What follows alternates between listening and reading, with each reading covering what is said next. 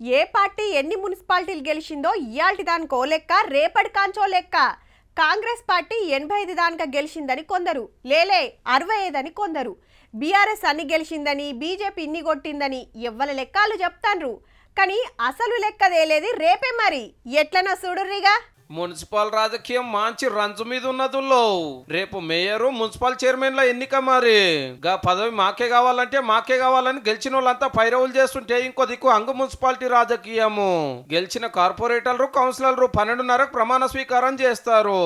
అటెంక కార్పొరేషన్ల మేయర్లు, డిప్యూటీ మేయర్లు, మున్సిపాలిటీల చైర్మన్, వైస్ చైర్మన్లను ఎన్నుకుంటారు. అయితే నిజామాబాద్ కార్పొరేషన్ లో కాంగ్రెస్, ఎంఐఎం ఒకటయ్యి మేయర్ సీటు కొట్టబోతున్నాయి. కరీంనగర్ కమలం పార్టీదే. కొత్తగూడ సిపిఐ కాంగ్రెస్ గా చేయాలని ఫిక్స్ అయినట్టే. నల్గొండ, మహబూబ్ నగర్, మంచిర్యాల, రామగుండంలో కాంగ్రెస్ పార్టీకి ఫుల్ మెజార్టీ ఉంది. ఇక మున్సిపాలిటీలకు వస్తే ఒక 15-20 హంగు వస్తే అవి గెలుస్తానికి 3 పార్టీలు తిప్పల పడుతున్నాయి శాతనైన కాడికి.